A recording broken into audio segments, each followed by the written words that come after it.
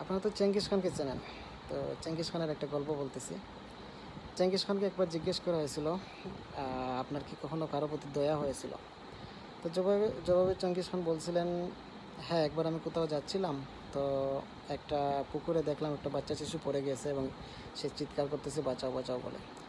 তো আমি তখনই আমার তরোয়াল বের করে বাচ্চাটাকে একটা কূপ দিয়ে উপরে তুললাম এবং তাকে প্রাণে বাঁচালাম। তো এই হচ্ছে চেঙ্গিস খানের দয়ার একটা রূপ। তো তো এখন যদি আমাদের সাবেক প্রধানমন্ত্রী শেখ হাসিনাকে জিজ্ঞেস করা হয়, আপনার কি কখনো কারো প্রতি দয়া হয়েছিল? আমার মনে হয় তিনি বলবেন, হ্যাঁ, আমি একদিন কোথাও যাচ্ছিলাম, তখন দেখলাম রাস্তায় কিছু লোক খাইতে পাচ্ছে না এবং তাদের বাসস্থান নাই। তখন আমি তাদেরকে এনে আয়না করে ঠাঁই দিলাম, আয়না করে তাদেরকে জায়গা দিলাম। আরও বলতে পারেন তিনি, আমি ইলিয়াস আলীকে হত্যা করেছি, তারপর আমার দয়া হলো এবং আমি তার ফ্যামিলিতে গিয়ে তার বাচ্চাদের মাথায় হাত বুলিয়ে দিলাম, তার ফ্যামিলির সাথে কথা বললাম। আমাদের প্রধানমন্ত্রীরও দয়ার অনেক গ্রুপ আছে। এই তো দুইটা বললাম, আরও অনেক কিছু পাওয়া যাবে।